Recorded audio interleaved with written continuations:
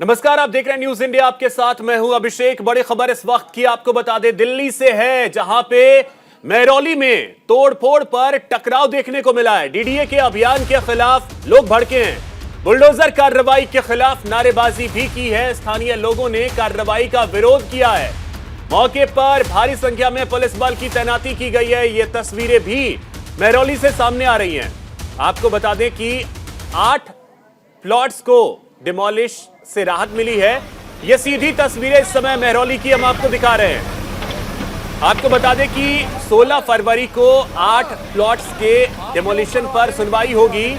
ये एक्सक्लूसिव तस्वीरें news India पर हम आपको दिखा रहे हैं। महरौली दिल्ली से ये तस्वीरें आ रही हैं।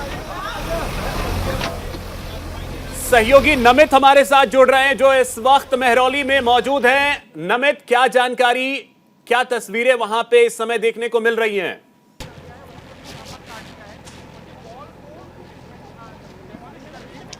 देखिए बिल्कुल अभिषेक, देखिए ये मेरे पीछे महरौली का इलाका और यहाँ पर बुलडोजर की कार्रवाई लगातार जारी है। ये लाइव एंड एक्सक्लूसिव तस्वीरें न्यूज़ इंडिया पर है और ये देखिए इस फ्लोर को गिराने की तैयारी जो है वो की गई है। और पीछे देखिए यहाँ पर लोग इसका विरोध कर रहे हैं, जिसको लेकर जो भारी संख्या में पैरामिलिट्री फोर्सेज हैं उनको यहाँ पर डिप्लॉय किया गया है, ताकि जो आसपास के इलाके के लोग हैं वो विरोध प्रदर्शन ना कर सके। दूसरी तरफ देखिए वहाँ पर उस इलाके के जो लोग हैं वो मौजूद हैं और वो लगातार डीडीए की इस कार्रवाई का विरोध कर रहे हैं, क्योंकि डीडीए की तरफ से तकरीबन पूरे महरौली के इलाके में 300 ऐसे बिल्डिंग्स थी जिनको गिराने का जो आदेश था वो दिया गया था। लेकिन कल अगर हम बात करें तो महरौली के ही वार्ड नंबर 8 में 8 ऐसे प्लॉट्स थे जिन पर हाईकोर्ट ने स्टे लगा दिया था। 16 फरवरी को उस पर सुनवाई होनी है। ये देखिए, ये थोड़ा सा तस्वीर मैं आपको दिखाना चाहूँगा। ये जो बिल्डिंग्स है लेफ्ट हैंड साइड वाली, इस पर हाईकोर्ट ने स्टे दिया है, लेकिन इसी की साइड में ये जो बिल्डिंग आपको नजर आ रही होगी अभिषेक, इस पर स्टे नहीं लगा और यही वजह है कि इस बिल्डिंग को बुलडोजर से तोड़ा जा रहा है। ऊपर देखिए, मेरे कैमरा पर्सन आपको दिखाएंगे कि छोटे छोटे जो बच्चे हैं वो आपको नजर आ जाएंगे, जो इस बिल्डिंग में काफी सालों से रह रहे थे। जी, कुछ कहना चाह रहे थे आप? इसके ऊपर यही कहना चाहूँगा कि ये बिल्डर्स और इनका नेक्सस है। ये जो रेवेन्यू डिपार्टमेंट है और इसमें ये लोग जो है, इन लोगों ने यहाँ पे जो है इनको रजिस्ट्री के बाद भी ये तोड़ रहे। यहीं रहते हैं? हाँ, मैं यहीं रहता हूँ। आप ही की बिल्डिंग है जिसको तोड़ा? हाँ, हमारी। बताइए, कब से आप लोग रह रहे हैं? हम लोग यहाँ 5 साल से रह रहे हैं। 5 साल से 4-5 साल से करीब रह रहे हैं। और ये बिल्कुल महरौली के अंदर में बिल्डर्स के साथ उनका नेक्सस है। लोगों के पास क्या सारे डॉक्यूमेंट्स हैं? सारे डॉक्यूमेंट्स हैं, रजिस्ट्री है, सब कुछ है। और हमें बताया गया कि ये वॉल है, इसके पीछे डीडीए का लैंड है और इस वॉल के उस तरफ जो है, क्या नाम है, वॉल के उस तरफ हमारा ये एरिया है, वो कोई इंक्रोचमेंट नहीं है। प्रॉपर्टी की चेन मौजूद है। और लेकिन कल कुछ 8 प्लॉट्स पर हाईकोर्ट ने स्टे भी लगाया। क्या उनमें से ये वाला बिल्डिंग है, इस पर स्टे लगा है? मुझे इसके बारे में अभी तो कोई जानकारी नहीं है, लेकिन अगर जिस बिल्डिंग को तोड़ा जा रहा है, आप इस बिल्डिंग में रहते हैं? जी, बिल्कुल इसी बिल्डिंग में रहता हूँ। और सबसे बड़ा, कितने साल से रह रहे हैं आप यहाँ? मैं यहाँ 5 साल से रह रहा हूँ।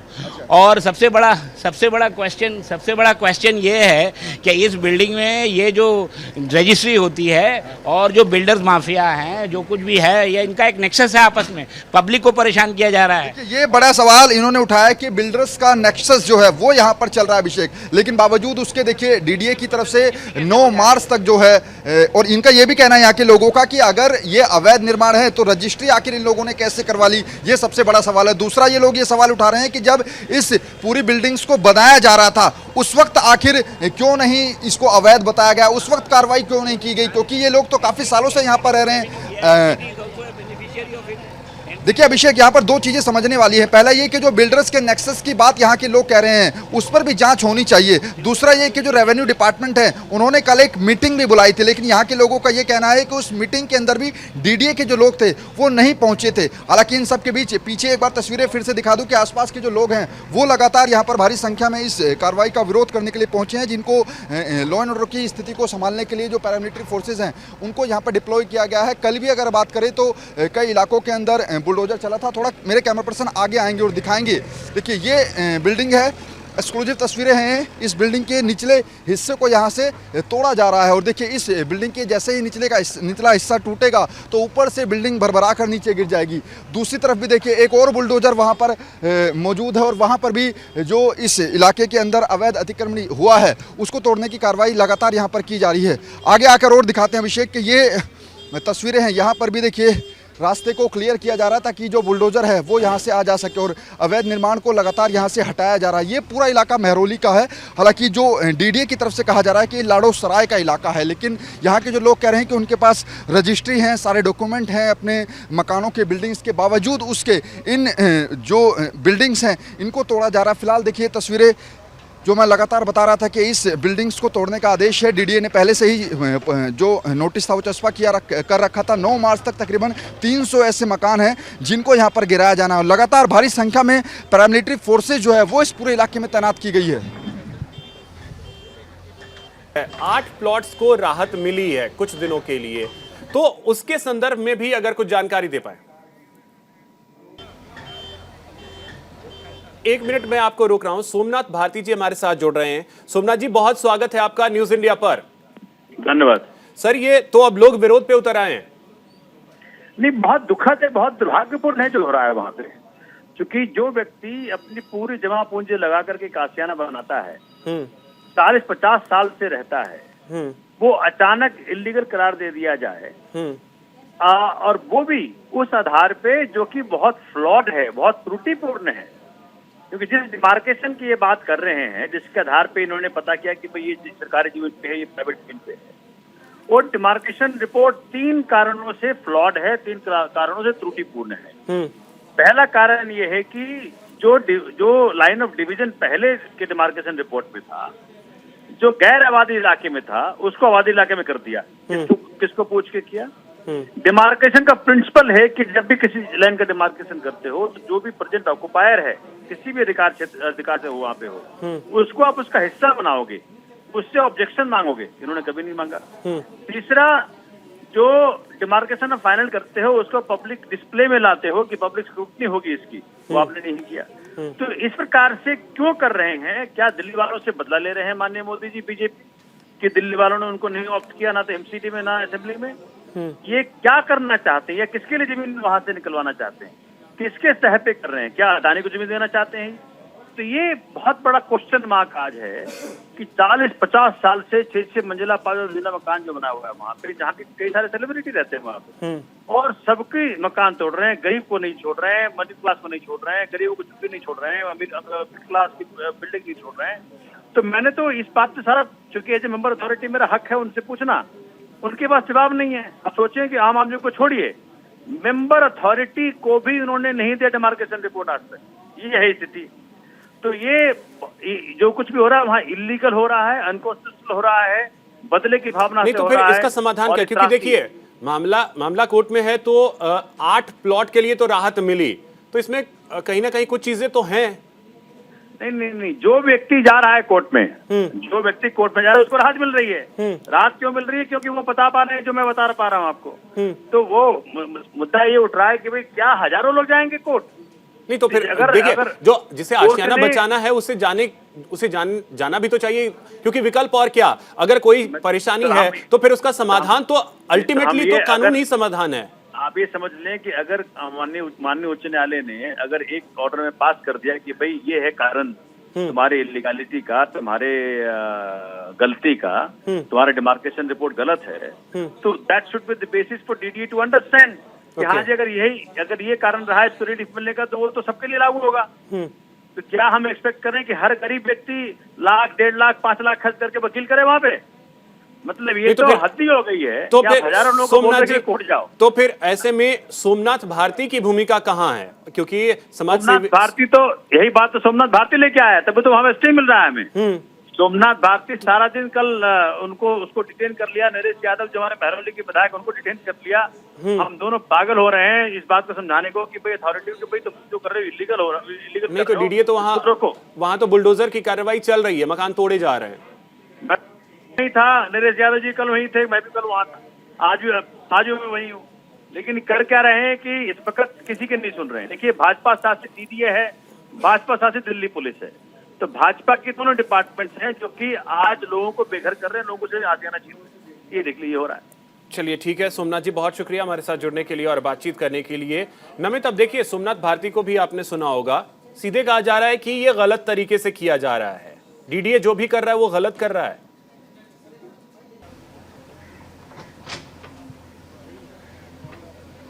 देखिए बिल्कुल आम आदमी पार्टी तो कल से यही आरोप लगा रही है कि जब एमसीडी का चुनाव था उस दौरान बीजेपी ने नारा दिया था जहां झुग्गी वहां मकान, लेकिन उस नारे की वादा खिलाफी जो है वो बीजेपी कर रही है। और इसी वजह से कल हमने दुर्गेश पाठक को भी सुना, वो भी लगातार इस कार्रवाई का विरोध कर रहे थे। लेकिन थोड़ा सा एक बार फिर से ये तस्वीरें अभिषेक अपने दर्शकों को दिखाना ज़रूरी हो जाता है। एक तरफ, दूसरी तरफ हमने जो बिल्डिंग को तोड़ने की कार्रवाई की जा रही है, यहाँ पर देखिए जो यहाँ पर भी इलीगल कंस्ट्रक्शन किया जा रहा था उसको यहाँ पर तोड़ा जा रहा है। इसके अलावा देखिए दूसरी तरफ मेरे कैमरा पर्सन दिखाएंगे कि वहाँ पर भारी संख्या में जो इलाके के लोग हैं वो मौजूद हैं और इस कार्रवाई का जो है वो लोग विरोध कर रहे हैं। दूसरी सबसे बड़ी चीज़ें यहाँ पर यह भी है कि जिन 8 प्लॉट्स पर हाईकोर्ट का स्टे लगा है उन मकानों पर जो है वो जो नोटिस है वो चस्पा कर दिया गया है। जिन इलाकों पर जो है रोक लगी है उस के पास भी हम जाएंगे, लेकिन सबसे पहले यहाँ के लोगों से भी बातचीत करेंगे। क्या कुछ कहना चाहेंगे? क्या आप लोग कब से यहाँ रह रहे थे? कैसे यहाँ पर ये जो कहना यही चाहेंगे कि हम लोग यहाँ पे लाखों दे करके लाखों लाख रुपया दे करके हम एक फ्लैट बुक करते हैं। जब फ्लैट बुकिंग होती है तो सरकार रजिस्ट्री के लिए 2-2 ढाई लाख रुपया चार्ज करती है। बिजली बिल हम भर रहे हैं, पानी बिल हम भर रहे हैं, तो बिल्डिंग बनने में 1 साल लगा। ये कहाँ सोए रहते हैं उस वक्त? ये इंतज़ार करते हैं कि पूरा बन जाए, कॉमन जनता का जिंदगी भर का कमाया हुआ पैसा लग जाए, उसके बाद ये लोग बड़े आराम से आते हैं, एक नोटिस चिपका देते हैं कि ये मेरी जगह है। ये फ्लैट की रजिस्ट्री है 2-2 ढाई लाख की। सरकार उस समय सो रही थी, सरकार का स्टैंप है उस पे। इसका मतलब पूरी सरकारी चोर है, पूरा तंत्र पूरा करप्ट है, पूरा सिस्टम ही करप्ट है। सरकार बिजली का बिल लेती है, पानी का बिल लेती है, रजिस्ट्री का चार्ज एक फ्लैट का 2.5 लाख 3 लाख रुपया चार्ज करती है।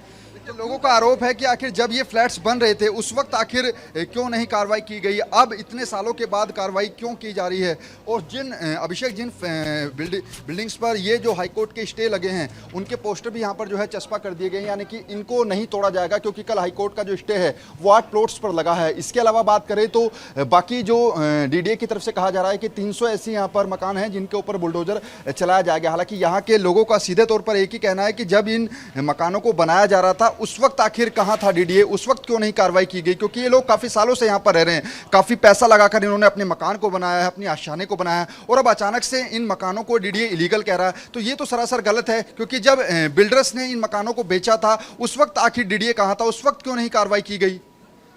बिल्कुल, अब सवाल तो ऐसे में है ही क्योंकि जो लोग लंबे वक्त से यहां रह रहे हैं उन ठीक है, अगर आप यहां से दूसरी जगह लोगों को शिफ्ट होना ही पड़ेगा अगर मकान तोड़े जाएंगे। जो लोग यहां सालों से रह रहे हैं उनका क्या?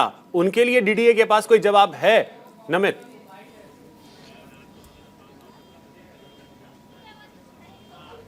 देखिए बिल्कुल DDA तो लगातार ये कह रहा है कि ये जो जमीन है वो इलीगल है, लेकिन यहाँ के लोग हमारे साथ हैं। ये बताइए आखिर DDA तो इस जमीन को इलीगल बता रहा है, आप लोगों को क्या तर्क है? क्योंकि आप लोग तो काफी सालों से यहाँ रह रहे हैं।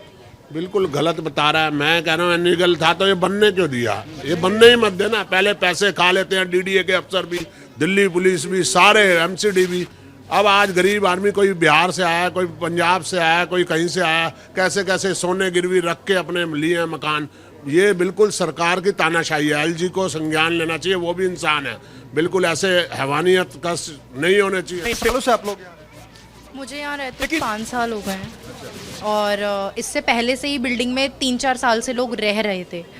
तो अगर मेरा क्वेश्चन यही है गवर्नमेंट से, अगर ये इलीगल था तो ये बनने ही क्यों दिया? उसे वहीं पे रोका जाना चाहिए था ना। इनको अब याद आ रहा है कि ये DDA की ज़मीन है, तो आप हमें प्रूफ करेंगे DDA की ज़मीन है, हम प्रूफ करें हम यहाँ रह रहे हैं, ये हमारी ज़मीन है, हम यहाँ पे कब्जा नहीं किए। मुझे समझ नहीं आ रहा हम कहाँ से इनको इलीगल एनक्रोचमेंट कहाँ से दिख रहा है? ये इलीगल बिल्डिंग कहाँ है? यहाँ झुग्गियाँ कहाँ है? मुझे तो ये नहीं समझ आ रहा झुग्गी कहाँ है, हमें दिखाइए ना। इतनी बड़ी बड़ी बिल्डिंग्स को कैसे कोई झुग्गी बोल सकता है? वहाँ पे बच्चे हैं, बूढ़े हैं, हम सब कहाँ जाएंगे? हमने सब कुछ अपना गिरवी पे रख के फिर ये लिया है। कुछ लोग तो ऐसे जिनका लोन पास हुआ है, सरकारी लोन पास हुआ है, तो सरकारी अफसर, सरकारी लोग कैसे किस बेसिस पे लोन पास कर रहे हैं? अगर ये DDA का है तो मेरे पास डॉक्यूमेंट्स है मेरे घर के, जो कि मैं आपको दिखाना चाहूँगी।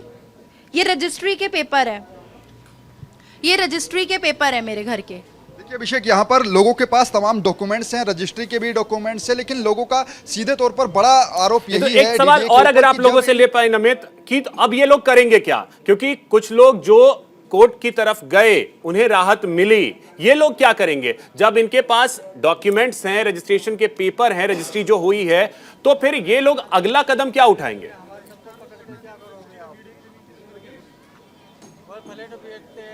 अच्छा, एक सवाल होगा, क्योंकि जिन कुछ कल 8 प्लॉट्स पर हाईकोर्ट ने स्टे भी दिया है, आप लोग कह रहे हैं हमारे पास भी रजिस्ट्री एंड डॉक्यूमेंट है, आप लोग अब क्या डिसाइड करें? क्या आप लोगों का अगला कदम? हमारा कदम यही रहेगा, हमें स्टे ऑर्डर मिले, हम इनके खिलाफ कार्रवाई करेंगे, सबके सब मिलके, चाहे ये एमसीडी हो, चाहे ये एलजी हो, चाहे ये रजिस्ट्रार हो, चाहे ये हमारा खुद का बनाया हुआ हमारा बिल्डर क्यों ना हो। अब आप लोग भी कोर्ट जाने की तैयारी? बिल्कुल, हम कोर्ट जाएंगे। हमारे पास और कोई रास्ता नहीं है, गवर्नमेंट हमें एकदम अबैंडन कर चुकी है। सर, बिल्डर वाले को पकड़ने चाहिए आपको। बिल्डर वाले को मैं आपको पैसे दे दिया और क्या नाम है, पैसे दे दिए, हम रहे 5 साल 6 साल, उसके बाद फिर घर गिरेगा तो हमारी दिक्कत पड़ेगी ना। आखिरी रास्ता कोर्ट ही है, ये लोग कोर्ट जाएंगे अभिषेक। अब और थोड़ा सा ये आगे की तस्वीरें भी दिखा दूं, क्योंकि ये पिछले वाला बिल्डिंग हमने आपको दिखाई जिस पर स्टे लगा है। एक और यहाँ पर बिल्डिंग है जिस पर जो कल स्टे लगाया गया है, और ये देखिए ये पोस्टर लगा दिया गया है। मेरे कैमरा पर्सन आपको दिखाएंगे अभिषेक, यहाँ पर भी इस बिल्डिंग पर भी पोस्टर लगा दिया गया है। 16 फरवरी को इस पर सुनवाई होगी, कोर्ट तक या स्थिति बरकरार रखने। चलिए ठीक है नमित, आप वहां नजर बना करके रखिए, और भी जैसे जैसे अपडेट्स वहां से आएंगे वो आपसे लेते रहेंगे। फिलहाल बहुत शुक्रिया आपका तमाम जानकारी के लिए।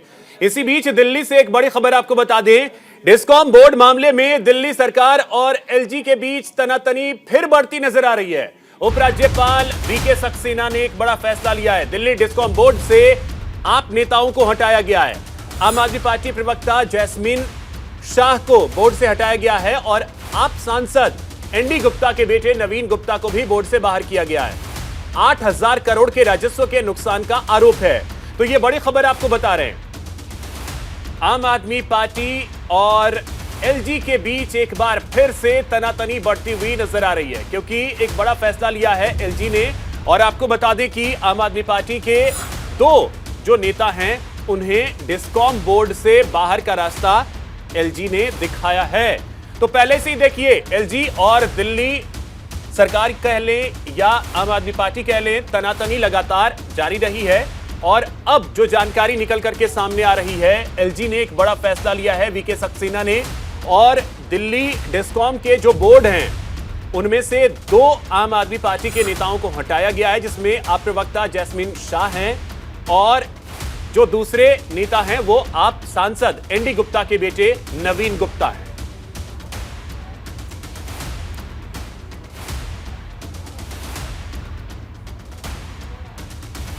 तो आपको बता दें कि दिल्ली से ये बड़ी खबर है। आपको बता दें कि आम आदमी पार्टी के 2 नेताओं को डिस्कॉम से बाहर का रास्ता दिखाया गया। डिस्कॉम बोर्ड में ये दोनों सदस्य थे, इन दोनों को हटाया गया है, और इसकी वजह से अब ये संभावना है कि दिल्ली में तनातनी और बढ़ सकती है।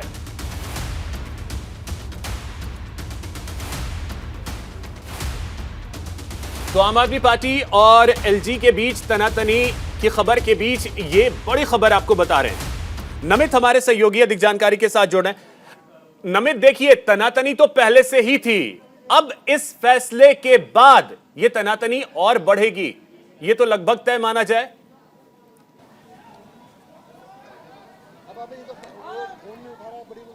देखिए, बिल्कुल अभिषेक, एलजी ने एक बड़ा आदेश दिया है, और जो नवीन गुप्ता हैं, जो कि आम आदमी पार्टी के राज्यसभा सांसद हैं, एनडी गुप्ता, उनके बेटे हैं, इसके अलावा जैस्मिन शाह, दोनों को ही डिस्कॉम कंपनी के बोर्ड से जो है हटाने का फैसला लिया गया है एलजी के द्वारा। क्योंकि कुछ दिन पहले ही जब डिस्कॉम कंपनी के बोर्ड का सदस्य दोनों को बनाया गया था, उस वक्त बीजेपी ने इनकी नियुक्ति पर सवाल खड़े किए थे, और ये कहा था बीजेपी की तरफ से कि जो दिल्ली के अंदर फ्री बिजली की सुविधा दिल्ली सरकार की तरफ से दी गई थी, उसमें घोटाले की बात जो है वो बीजेपी ने कही थी। और उसी वक्त दोनों ही जैस्मिन शाह और नवीन गुप्ता दोनों की नियुक्ति पर सवाल खड़े किए थे, और एलजी को एक चिट्ठी भी बीजेपी की तरफ से लिखी गई थी। उसी चिट्ठी पर एलजी ने ये आदेश दिया है, कार्रवाई की है कि दोनों को ही डिस्कॉम कंपनी के जो बोर्ड है उनके सदस्यता से हटाया जाए, क्योंकि डिस्कॉम कंपनी वही कंपनी है जो कि दिल्ली के अंदर बिजली सप्लाई करती है, बिजली वितरण करती है। यही वजह है कि जो एलजी को लेटर लिखा था बीजेपी की तरफ से जब फ्री बिजली स्कीम चलाई गई थी, उस लेटर पर ही एलजी ने कार्रवाई की है।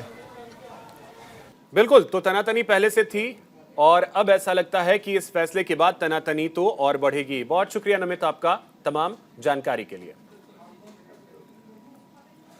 एक और बड़ी खबर आपको बता दें, बेंगलुरु में एनआईए की एक बड़ी कार्रवाई देखने को मिली है। एनआईए ने संदिग्ध आतंकी को गिरफ्तार किया है। आईएसआईएस के संपर्क में था यह आतंकी मोहम्मद आरिफ, 2 साल से अलकायदा के संपर्क में था। यह बड़ी खबर, मार्च 2022 में सीरिया गया था मोहम्मद आरिफ। यह बड़ी जानकारी इस वक्त की आपको दे रहे हैं। आईएसआईएस के संपर्क में था आतंकी मोहम्मद आरिफ। यह बड़ी जानकारी, मार्च 2022 में सीरिया गया था। तो अब देखिए, एनआईए लगातार अब एक्शन में है और आपको बता दें कि बेंगलुरु से गिरफ्तारी हुई है आरिफ की।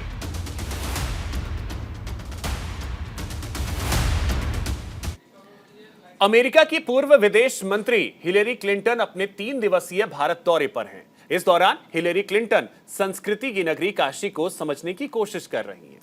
वाराणसी पहुंचकर पूर्व विदेश मंत्री हिलेरी क्लिंटन ने गंगा आरती का लुत्फ उठाया और बनारस के घाट पर हिलेरी पहुंची, लोगों का हाथ हिलाकर अभिवादन किया और फोटोग्राफ्स भी क्लिक करवाए। कुछ तस्वीरें भी हम आपको दिखा रहे हैं।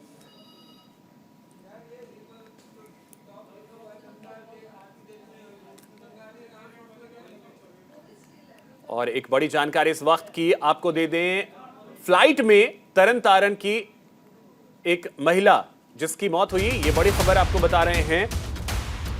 फ्लाइट में तरन तारण की महिला यात्री की मौत हो गई है। ये बड़ी जानकारी इस वक्त की आपको दे रहे हैं। तबीयत बिगड़ने की वजह से मौत हुई और आपको बता दें कि पटना से अमृतसर ये महिला जा रही थी। इसी दौरान फ्लाइट में महिला की मौत हुई है।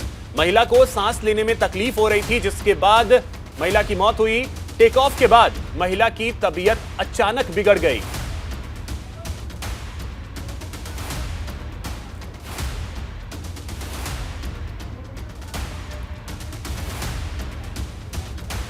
फिलहाल इतना ही। नमस्कार।